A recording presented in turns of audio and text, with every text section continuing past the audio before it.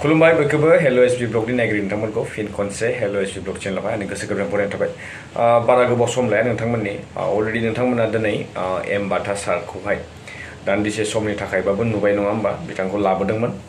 दा लांफिननायबो जाबाय नाथाय नैबेनि फारसे जोंहा बिक्रम दैमारि आदाया मा फोरमायखो आरो न'खरनि जिथु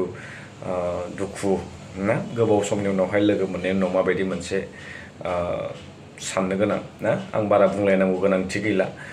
बिथांनि फेमिलिया दिनै बिथांखौहाय लोगो हमफैदोंमोन आरो बिदिनो गोबां बिथांखौ मोजां मोनग्रा बिथांनि केडार्सफोर गोबांथार बिथांखौहाय लोगो मोनफैदोंमोन लोगो हमफैदों लिडार्सफोर लोगो हमफैदों। दा बेनो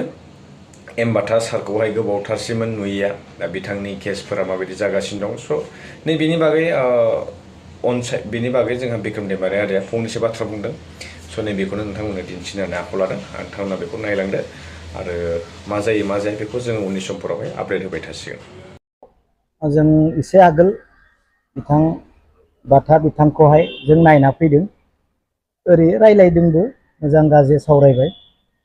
आरो मानसिया मोजाङैनो दङ जेरैखि जाया बोसोरसे एसे बारा जाबाय दा जेखि जाया थाबैनो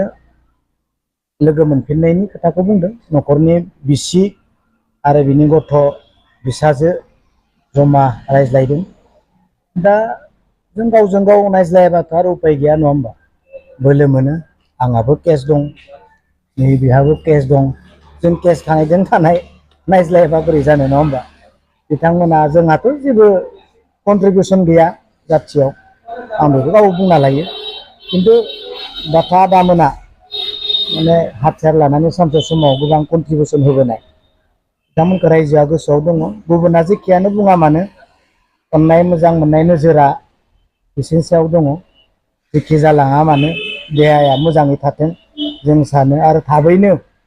बेजों लोगोसे जेसेबां दङ